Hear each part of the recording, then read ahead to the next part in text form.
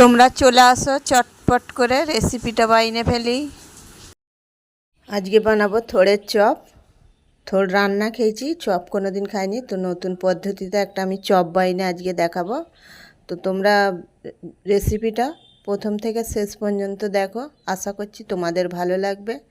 চলুন, চলে আসুন, বাইনে ফেলি। থোড়ের চপ বানাবার জন্য আমি এখানে বেসন নিয়েছি, থোড় নিয়েছি, আর কটা কাঁচা লঙ্কা নিয়েছি।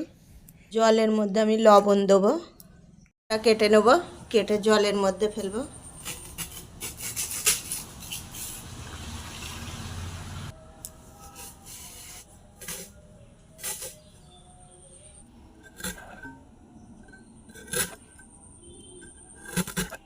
আমি থোড়টাকে এইভাবে কুচিয়ে জলের মধ্যে ফেলেছি, নুন জলের মধ্যে। থোড়টাকে আমি লবণ দিয়ে সেদ্ধ করে নিচ্ছি। থোড়টা সেদ্ধ হয়ে গেছে, নামিয়ে নেব। থোড়ের মধ্যে কাঁচা লঙ্কা দিয়েছি, আদা রসুনের পেস্ট দেবো, চিয়ে রাখা পেঁয়াজ দেবো, অল্প লাল মরিচের গুঁড়ো দেবো, অল্প হলুদের গুঁড়ো দেবো, অল্প জিরের গুঁড়ো দেবো, লবণ দেবো। সব উপকরণগুলো আমি হাতের সাহায্যে মাখিয়ে নেব। বেসন দিয়ে দেবো, বেসনটাকে মাখিয়ে নেব হাতের সাহায্যে। তোমাদের যদি মনে হয় এটা শুকনো শুকনো ভাব, তাহলে পানি অ্যাড করতে পারো।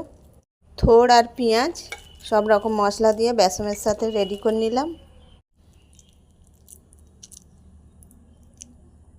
এইভাবে চপের আকারে সাইজ করে নিলাম। 10 মিনিট মতন রেস্টে রাখবো। তেল দেবো, তেলটা গরম হয়ে গেছে, এক এক করে তেলের মধ্যে দিয়ে দেবো। এক এক করে সব উল্টে দেবো। এই থোড়ের চপটা না পুরো চিংড়ি মাছ, যেরকম কাঁচা চিংড়ি মাছের চপ, ঠিক সেই ধরনের খেতে লাগে। চপটা রেডি হয়ে গেল, তুলে নেব। থোড়ের চপ আমি বাইনে ফেললাম, তোমরাও বাইনে ফেলবে।